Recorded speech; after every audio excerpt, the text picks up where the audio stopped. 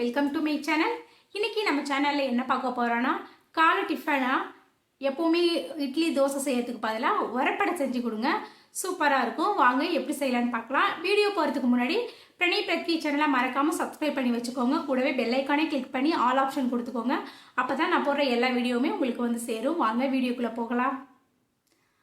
உரப்படை செய்யறதுக்கு நான் இந்த டம்ளரில் தான் நான் எல்லாத்தையுமே அளந்து எடுத்துக்கிட்டேன். நீங்களும் அதே மாதிரி ஒரு அளவுக்கு ஒரு டம்ளர் எடுத்துக்கோங்க.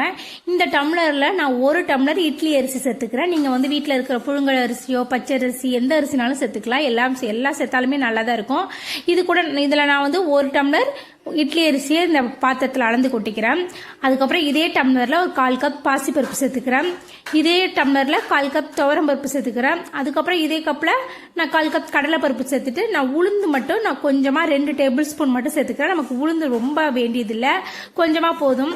இது எல்லாத்தையும் சேர்த்துட்டு இது கூடவே நான் ஒரு 4-5 வரமிளகாய் சேர்த்துக்கிறேன். உங்கள் காரத்துக்கு தகுந்த மாதிரி சேர்த்துட்டு ஒரு 4-5 டைம் நல்லா வாஷ் பண்ணி இது கூட தண்ணி சேர்த்து மிளகாய் கூடயே ஒரு 2 மணி நேரம் நல்லா ஊற வச்சு எடுத்துக்கோங்க. நமக்கு ஊற வச்ச பிறகு நமக்கு இப்படிதான் இருக்கும். மிளகாலாம் நல்லா ஊறி இருக்கு பாருங்க, அரிசி நல்லா ஊறி இருக்கும்.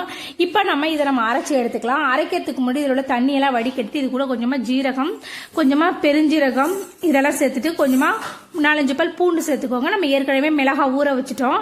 இது எல்லாத்தையும் மிக்சியில குறைன்னு அரைச்சி எடுத்துக்கலாம். அது அரைஞ்சிக்கிட்டு இருக்கிற நேரத்தில் கொத்தமல்லி, கருவேப்பிலை, சின்ன வெங்காயம், இஞ்சி இதெல்லாம் கட் பண்ணி எடுத்துக்கோங்க.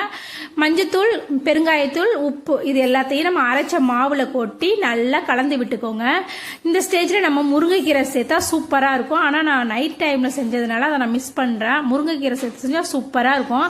அதுக்கப்புறம் நம்ம அடுப்பை ஆன் பண்ணி வச்சு ஒரு தோசைக்கல்லை வச்சுக்கோங்க. அதில் நான் நல்லெண்ணெய் சேர்த்து இன்னைக்கு இந்த அடையை செய்ய போகிறேன். நல்லெண்ணெய் சேர்த்து நம்ம ஒரு கரண்டி மாவு எடுத்து இந்த மாதிரி தோசை மாதிரி ரொம்ப நைஸாக வாட்டி எடுக்காமல் அப்படியே கொஞ்சம் ஒரு மெதுன்னு மொத்தமாகவே ஊற்றி எடுத்துக்கோங்க. அப்போ தான் நமக்கு அடை நல்லா கிறிஸ்பியாக மொறுன்னு நமக்கு சூப்பராக இருக்கும்.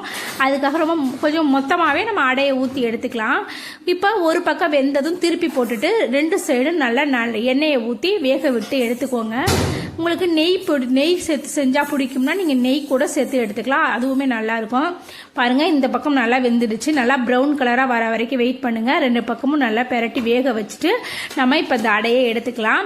இது கூடவே நம்ம இந்த மாதிரி இல்லாமல் இன்னொரு மெத்தடில் நம்ம அடையை சுடலாம். இந்த மாதிரி ஒரு கரண்டி மாவு எடுத்து வச்சுட்டு கையை நல்லா தண்ணியில் நினைச்சிட்டு நம்ம அடையை நம்ம கையாலே நம்ம உள்ளங்கையாலே அப்படியே ஒரு டேப் பண்ணி அப்படியே விடலாம்.